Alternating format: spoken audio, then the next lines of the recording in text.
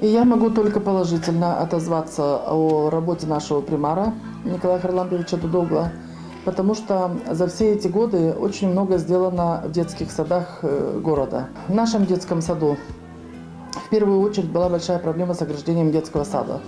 Поэтому мы обратились в ТИКу, и благодаря им, и благодаря нашей примарии, ассоциации родителей, значит, в первую очередь было построено новое ограждение полностью всего детского сада.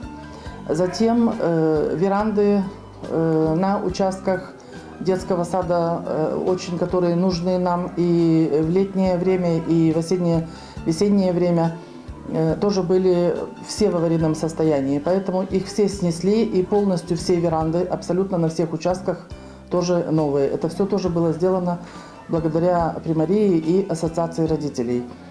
Затем крыша протекала в музыкальном зале очень сильно и в северном крыле в младшей группе.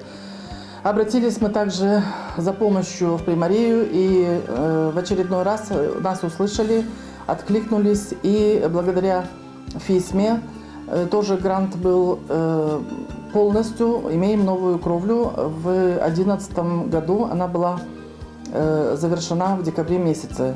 Затем была полная замена окон и дверей во всем детском саду. Что хочу сказать, что я считаю, что вот именно такой человек, как Николай Харлампиевич, должен быть и в дальнейшем примаром, потому что он заботливый, понимает проблемы наши в детских садах.